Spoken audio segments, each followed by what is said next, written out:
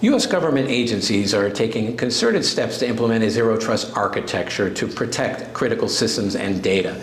Those efforts include meeting a number of cybersecurity standards and objectives by the end of fiscal year 2024. I'm Wyatt Cash at Scoop News Group, and here to talk about that effort at the Department of Defense is the department's Senior Information Security Officer and Deputy Chief Information Officer for Cybersecurity, David McKeown. David, thank you so much for joining us. Thank you, Wyatt. Thanks for that question. Really, we have an aggressive schedule for the Department of Defense. We want to be in alignment with the federal mandates called out in EO 14028 and the corresponding NSM 8, which is also going to cover zero trust for national security systems. We want to implement zero trust throughout the whole DOD by the end of FY27.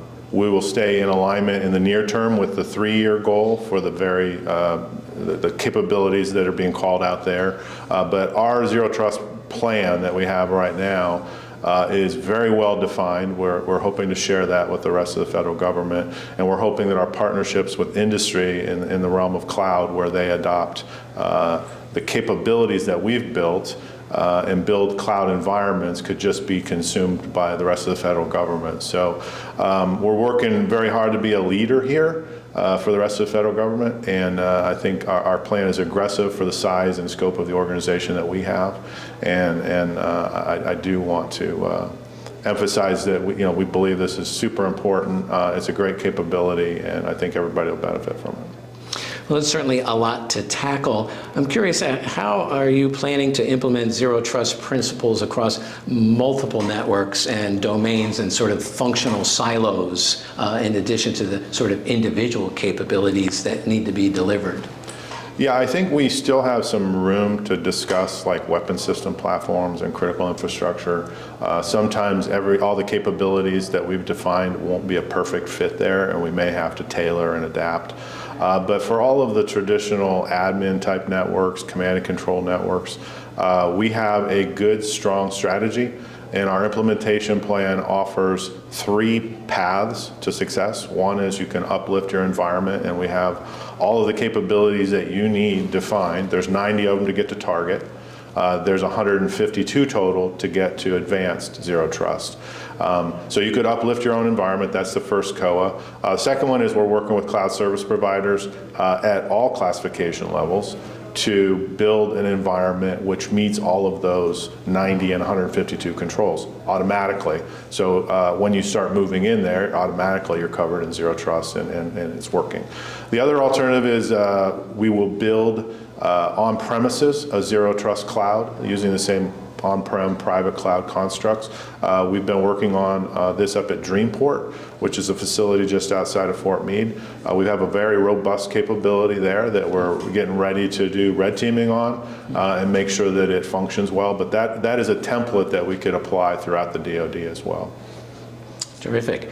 And then next, federal agencies in general have a lot of compliance requirements, as does DOD. I'm curious, what concerns do you have about these sort of outstanding, compliance requirements, as it were, as you try to begin adopting to, zero trust architecture and try to make it comprehensive versus just being a check the box piecemeal approach to security?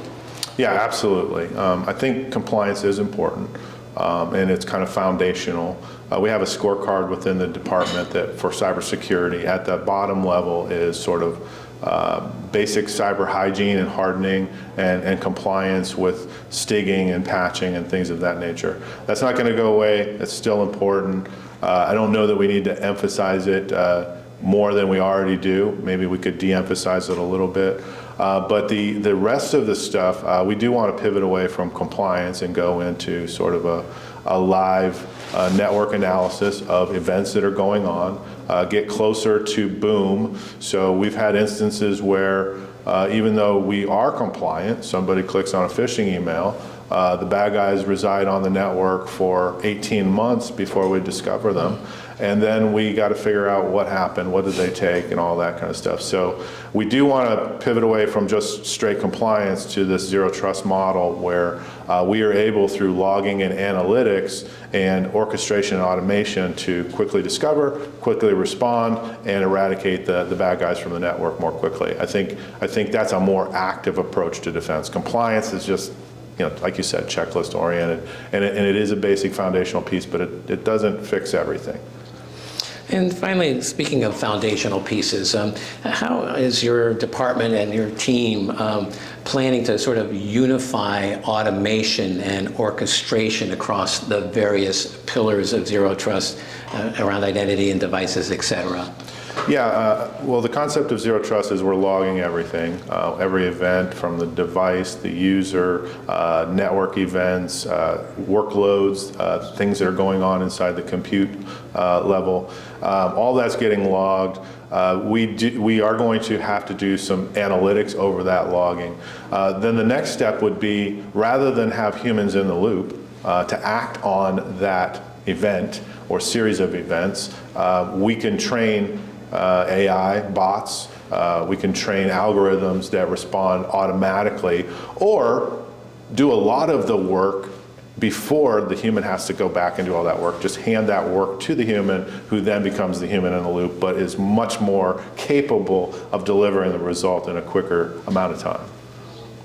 Well, David McKeown, thank you so much for taking a few minutes to join us here at Defense Talks to share your insights on some of these important issues around zero trust. Thank you, Wyatt.